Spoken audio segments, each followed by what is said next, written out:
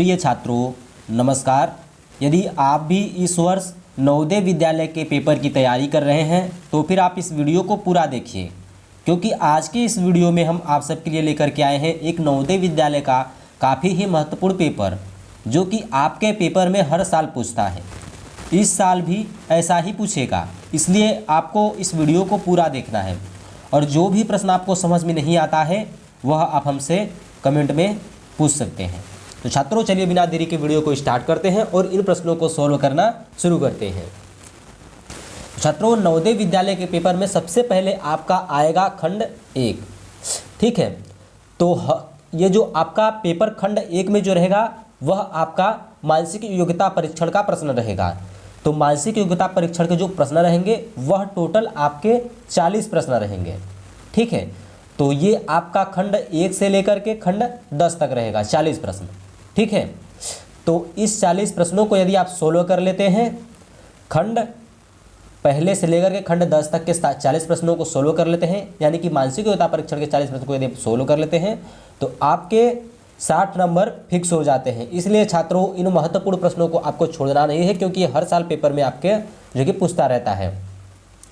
तो खंड 1 से लेकर खंड 10 तक आपके पेपर में पहले खंड का प्रश्न दूसरे खंड में पूछ सकता है। जैसे कि जिस क्षेत्र का पेपर रहेगा उसी के हिसाब से उस क्षेत्र में चेंज रहता है। इसलिए आपको खंड के प्रश्नों को ध्यान से पढ़ना है और आपको समझना है कि मेरे जो है कि क्षेत्र में कौन सा वाला खंड किस समय मतलब कैसे पूछ रहा है प्रश्न, ठीक है। तो चलिए यहाँ पर देखिए पहले खंड में इस क्षेत्र में कौन सा प्रश्न पूछा है। निर्देश प्रश्न संख्या 1 से 4 तक। प्रत्येक प्रश्न में रेखा के बाईं तरफ एक समस्या आकृति दी गई है। इस आकृति का एक भाग गायब है। दाईं तरफ दी गई ए, बी, सी और डी उत्तर आकृतियों को देखिए। उस आकृति को ढूंढिए जो बिना अपनी दिशा बदले समस्या आकृति के गायब भाग में इस तरह ठीक बैठती है कि समस्या का पैटर्न पूरी तरह बन जाता है। सही उत्तर चुनकर संकलन उत्तर पुस्तिका में प्रत्येक प्रश्न के आगे दिए गए सही क्रमांक वाले गोले को काला करके उत्तर दें। तो छात्रों आपको अपने OMR उत्तर पुस्तिका को जो कि भरना सीख लेना है, ठीक है। जो आपका प्रश्न सही रहता है उसी में आपको सही टिक का टिक करना रहता है, ठीक है। तो वो मैंने पहले की वीडियो में सिखा रखा है।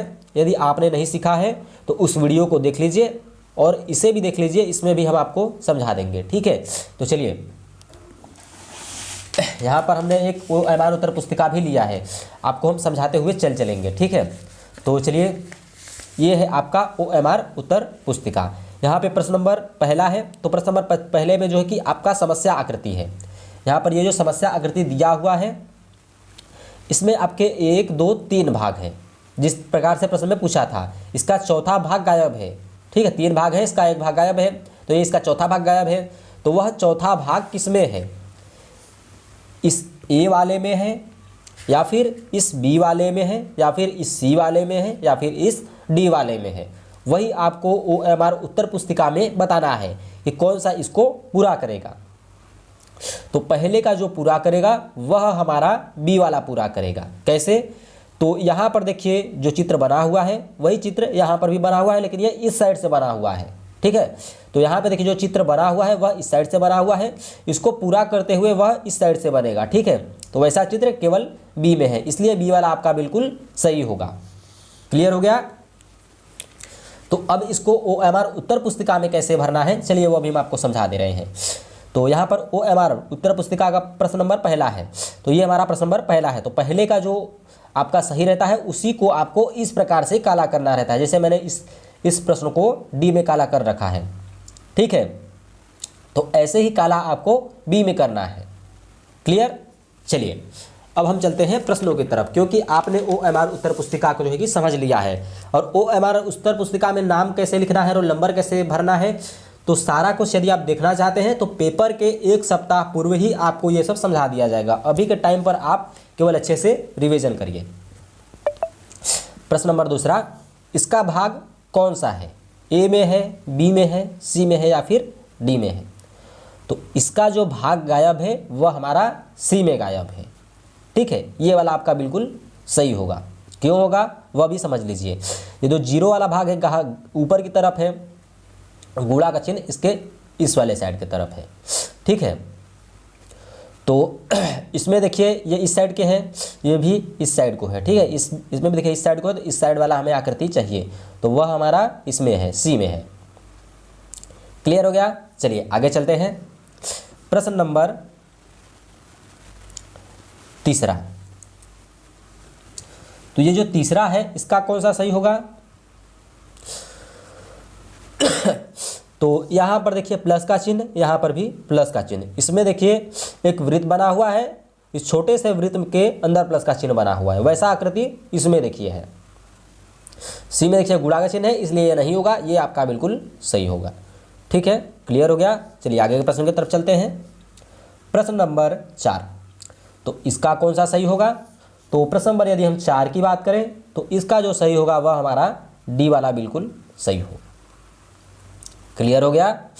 जो नीचे बना हुआ है चित्र वही हमारा ऊपर बना हुआ है, उसी प्रकार से जो नीचे बना है चित्र वही हमारा ऊपर में भी चित्र होना चाहिए। ठीक है, तो वैसा हमारा चित्र इसमें है। क्लियर हो गया। चलिए अब चलते हैं खंड दूसरे की तरफ।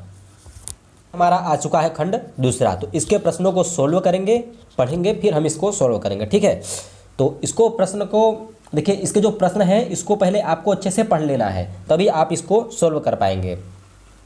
निर्देश प्रश्न 5 से 8 तक। प्रत्येक प्रश्न में बाईं ओर एक समस्या आकृति दी गई है और दाईं ओर 4 उत्तर आकृतियां ए, बी, सी और डी दी गई है। उस उत्तर आकृति को चुनिए जो कि समस्या आकृति में दिए गए टुकड़ों से बनाई जा सकती है। सही उत्तर चुनकर संकलन उत्तर पुस्तिका में हर प्रश्न के आगे दिए गए सही क्रमांक वाले गोले को काला करके उत्तर दें। इधर आपकी समस्या आकृति, इधर आपकी उत्तर आकृतियां। तो ये प्रश्न बोल रहा है कि यहाँ पे जो समस्या आकृति है इन सब आकृतियों से कौन सा चित्र बनाया जा सकता है, ए में, बी में, सी में या फिर डी में। तो इन्हीं सब में से आपको किसी को भी बताना है कि कौन सा चित्र इससे बनाया जा सकता है। क्लियर हो गया। तो इससे जो चित्र हमारा बनेगा वह आपका प्रश्न नंबर 5 का जो बनेगा वह आपका सी वाला बनेगा। कैसे, चलिए हम आपको समझा दे रहे हैं। ये वाला देखिए वृत्त, देखिए ऊपर में देखिए है। क्लियर।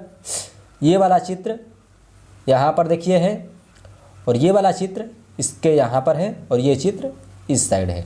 क्लियर हो गया। अब बाकी इन सब में ढूंढेंगे तो आपको ऐसा आकृति वाला चित्र किसी में भी नहीं मिलेगा। क्लियर हो गया। तो ऐसा जो आकृति आपका है वह सी में है, मतलब इन चित्रों से जो बनाया जा सकता है वह सी में। क्लियर हो गया। चलिए चलते हैं अब हम प्रश्न नंबर 6 की तरफ। तो इन आकृतियों से कौन सा चित्र बनाया जा सकता है? इस आकृति को देखिए, इस आकृति को देखिए, इस आकृति को देखिए, इस आकृति को देखिए। इन सभी आकृतियों को मिलाइए आप, ए से, बी से, सी से और डी से। किसमें है यह आकृति बताइए आप हमें। तो इसका देखिए जो सही होगा अब आपका देखिए बी में होगा। क्लियर होगा। आप इसको मिला लीजिएगा। चलिए आगे चलते हैं। प्रश्न नंबर 7। अब इसको ध्यान से देखेंगे तो ये सब चित्रों से कौन सी आकृति बनाई जा सकती है? तो ये आपका ए वाला होगा। ठीक है। चलिए प्रश्न नंबर 8 की तरफ। तो इन सब चित्रों से कौन सी आकृति बनाई जा सकती है? तो आपके इन सब से जो चित्र बनाई जा सकती है वह ए वाला बनाया जा सकता है। तो छात्रों अब तक के लिए इतना ही। हमने आपको 2 खंड सोल्व करा दिया है।